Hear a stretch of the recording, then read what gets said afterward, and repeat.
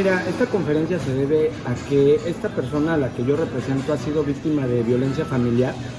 Ella quedó embarazada de una menor a la cual este sujeto desconoce, y más allá de desconocerla, todo el matrimonio pues fue un fraude, ¿no? Esta persona se casa con el fin de despojarla y desahogarla de un predio que en efecto se llegó a concluir, lo perdió el predio, ahora lo estamos litigando también, pero pues ya está vendido y la señora pues no recibe pensión.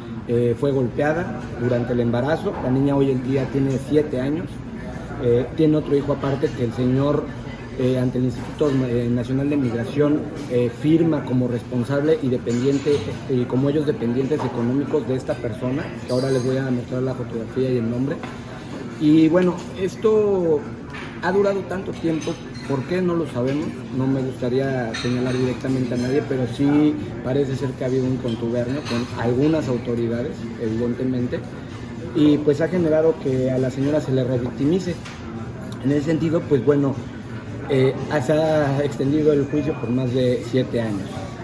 Al día de hoy, pues bueno, ya contamos con una orden de aprehensión que nos costó más de 5 años de litigio. Afortunadamente, en un juicio de amparo fue que el juez de cuarto del distrito determinó que existían elementos suficientes para poder ordenar la aprehensión de este sujeto.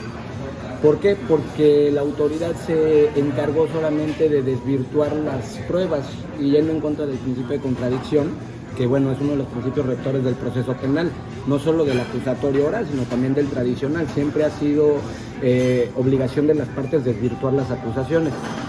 Ahora bien, también algo aquí que me gustaría abundar es que el señor tuvo oportunidad, se le dieron oportunidades, en este caso el propio tercer tribunal colegiado del 27º circuito en un juicio de amparo también, donde reconoce la presunción de hija legítima de la niña. Se repuso el procedimiento, se le dio la oportunidad de desvirtuar por medio de una prueba en genética, lo cual no lo hizo. Trató de dilatar más el procedimiento ofreciéndola de mala manera, pretendiendo que la señora, mi representada, fuera la que erogara los datos de la prueba en genética. O sea, un error garrafal en cuanto a los principios de la prueba, ¿no? Que a quien la ofrece está obligado a desahogarla. Entonces, este tema ya llegó a los tribunales colegiados, a la Suprema Corte, la propia Suprema Corte en el juicio de divorcio, donde en el juicio de divorcio, y aquí quiero mostrar esto, el señor manifiesta y señala que su objetivo es despojarla a la señora del 50% de la casa, ¿vale?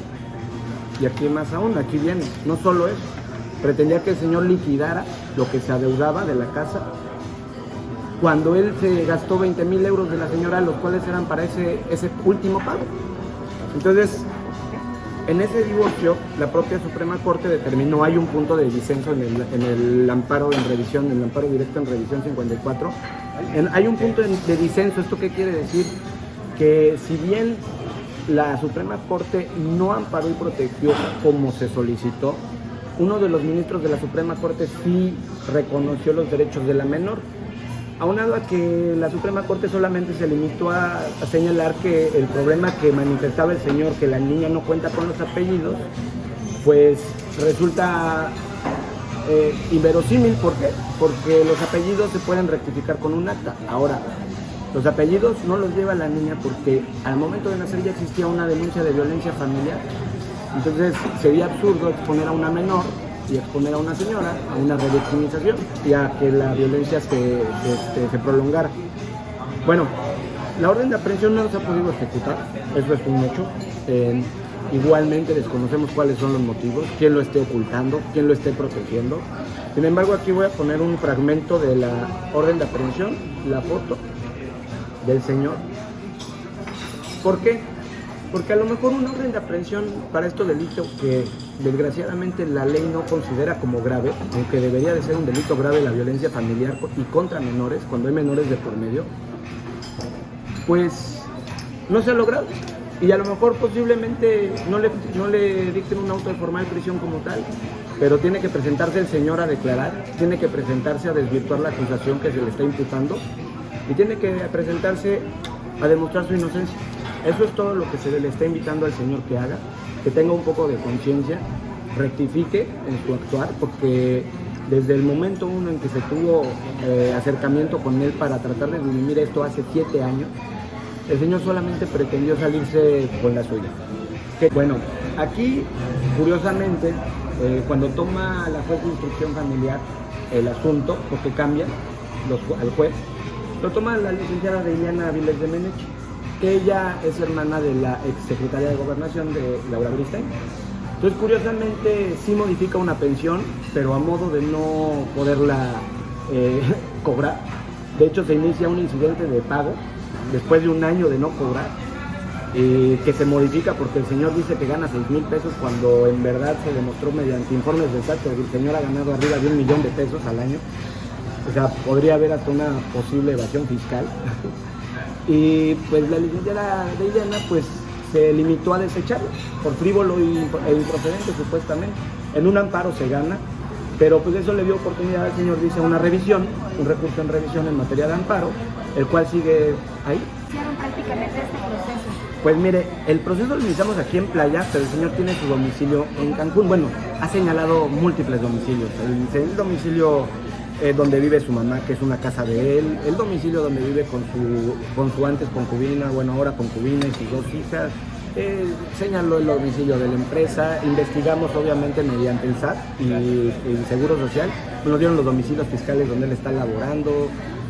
Ha habido una inmensa cantidad de información que precisamente eso para la fiscalía pues lo complica, porque no tienen un punto en el que puedan localizarlo, y también yo entiendo que es muy difícil de repente agarrar a 20 elementos y ponerlos en diferentes lugares, porque pues hay más trabajo, eso me queda claro.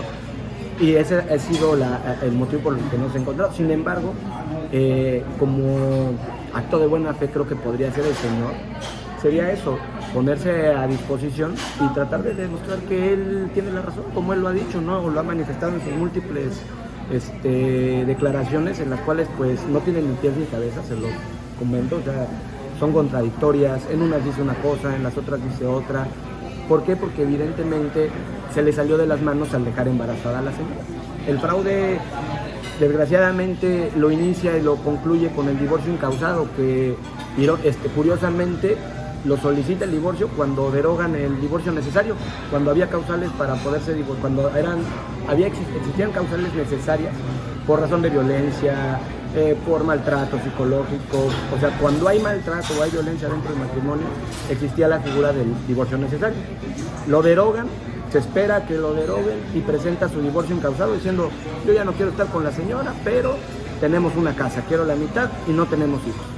Así de cínico fue el tema, que afortunadamente, les repito, no ha sido en el fuero común, no ha sido el juzgado familiar el que la ha apoyado a la señora, en específico la licenciada Deiliana, sino ha sido la protección federal, la constitucional, que afortunadamente en materia de amparo han tutelado de manera eficaz y eficiente y amplia, no solo los derechos de la señora, también los de la menor, que si bien no goza de los apellidos porque el señor la desconoce, lo cierto es que nació después de los 180 días de haberse celebrado el matrimonio, y el Código Civil es muy claro: gozará de la presunción y la única manera es la prueba en genética para desvirtuar ese señalamiento. El señor tuvo la oportunidad, pretendía que de oficio se desahogara para no gastar, encima de que literal lo digo, se robó el dinero de la casa de la señora, pretendía que le saliera gratis la prueba en genética. Entonces ahí se ve la falta de interés, las ganas de defraudar y las ganas de salirse con la suya. La pensión salió este año, tiene aproximadamente un mes que salió. ¿Por qué? Porque le comento, ha sido un camino largo, muy difícil, pues lamentablemente a veces nos toca a la parte víctima, los de este lado, pues tener que acreditar de manera contundente los hechos, ¿no? Y es complicado a veces porque conforme van pasando los tiempos, las cosas van cambiando, las circunstancias son diferentes, entonces es lógico que en algún momento de los procesos pues se pierdan los hilos, ¿no? Y precisamente nos lleve a todo esto. ¿Qué se está pidiendo? Que devuelva el dinero, que pague la pensión, nada más. Eso es lo único que desde el primer momento se le pidió. ¿Sabes qué? Devuelve los 20,000 euros que te quedaste para que se logre pagar la casa y no se perdiera y no pasara lo que ahora está pasando. Pero no quiso.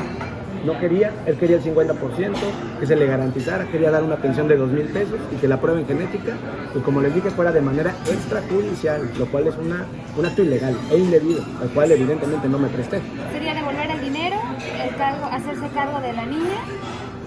Hacerse cargo en el sentido de que pague la pensión, porque sí, porque aquí lamentablemente, licenciada, ya está procesado, ya hay un proceso en su contra, hay un abandono de persona, la niña tiene 7 años, la niña va creciendo, el daño está hecho y la niña cada vez va teniendo más conciencia de las cosas. Entonces, evidentemente esto le merma en un futuro en sus derechos paternofiliales. ¿Por qué? Porque no se ha hecho cargo. Entonces, ¿qué quiero decir con esto? Que evidentemente si hay delitos, el señor pierde derechos, pero sí gana obligaciones.